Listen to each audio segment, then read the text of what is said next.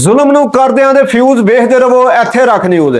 अस्सलाम वालेकुम। ਇੱਥੇ ਰੱਖ ਨਿਊਜ਼ ਵੇਖਣ ਸੁਣਨ ਵਾਲੇ ਸਾਰੇ ਜੀਆਂ ਨੂੰ ਮੁਹੰਮਦ ਸਾਦ ਜੀ ਆਇਆਂ ਨੂੰ ਆਖਦਾ ਹੈ।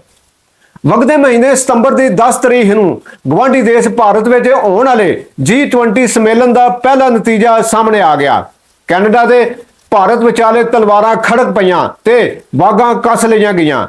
ਕੈਨੇਡਾ ਨੇ ਭਾਰਤ ਦੇ ਰਾਜਦੂਤ ਨੂੰ ਮੁਲਕ ਬਦਰ ਕਰ ਦਿੱਤਾ।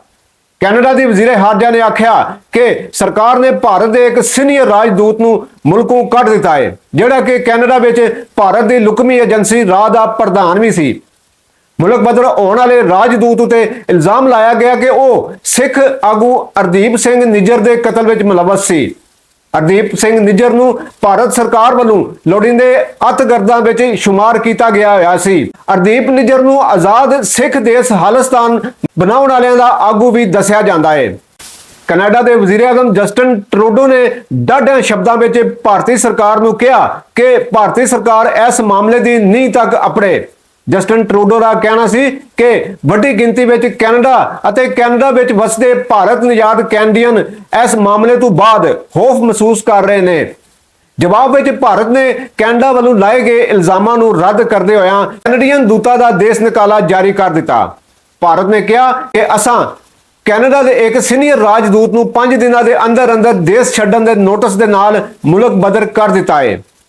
ਕੈਨੇਡਾ ਵਿੱਚ ਕਤਲ ਹੋਣ ਵਾਲੇ ਹਰਦੀਪ ਸਿੰਘ ਨਿੱਜਰ ਦੇ ਕਤਲ ਦਾ ਇਲਜ਼ਾਮ ਕੈਨੇਡਾ ਦੇ ਵਜ਼ੀਰ ਆਜ਼ਮ ਜਸਟਿਨ ਟਰੂਡੋ ਨੇ ਭਾਰਤੀ ਸਰਕਾਰ ਉੱਤੇ ਲਾਉਂਦੇ ਹੋਇਆਂ ਆਖ ਦਿੱਤਾ ਕਿ ਹਰਦੀਪ ਸਿੰਘ ਨਿੱਜਰ ਦੇ ਕਤਲ ਵਿੱਚ ਭਾਰਤ ਸਰਕਾਰ ਮੁਲਵਸ ਹੋ ਸਕਦੀ ਹੈ। ਕੈਨੇਡੀਅਨ ਵਜ਼ੀਰ ਆਜ਼ਮ ਜਸਟਿਨ ਟਰੂਡੋ ਨੇ ਪਾਰਲੀਮੈਂਟ ਵਿੱਚ ਖਿਤਾਬ ਕਰਦੇ ਹੋਇਆਂ ਆਖਿਆ ਕਿ G20 ਸੰਮੇਲਨ ਵਿੱਚ ਵਜ਼ੀਰ ਆਜ਼ਮ ਮੋਦੀ ਨਾਲ ਸਿੱਧਾ ਮੁੱਦਾ ਚੁੱਕਿਆ ਸੀ।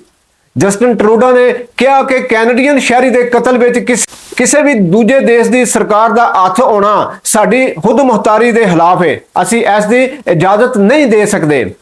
ਕੈਨੇਡਾ ਸਰਕਾਰ ਵੱਲੋਂ ਅਮਰੀਕਾ, ਬਰਤਾਨੀਆ ਤੇ ਅਕਵਾਮ ਮੁਤਹਿਦਾ ਵਿੱਚ ਵੀ ਹਰਦੀਪ ਨਿੱਜਰ ਦੇ ਕਤਲ ਦੇ ਮਾਮਲੇ ਨੂੰ ਰੱਖ ਦਿੱਤਾ ਹੈ।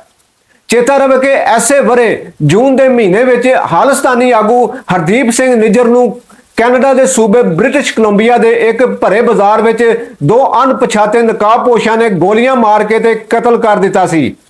ਹੁਣ ਤੱਕ ਲਈ ਇੰਨਾ ਹੀ। ਅਸੀਂ ਮਿਲਾਂਗੇ ਫੇਰ। ਆਪਣਾ ਬਹੁਤ ਸਾਰਾ ਖਿਆਲ ਰੱਖਿਓ। ਅੱਲਾ ਸੋਹਣੇ ਦੇ ਵਾਲੇ।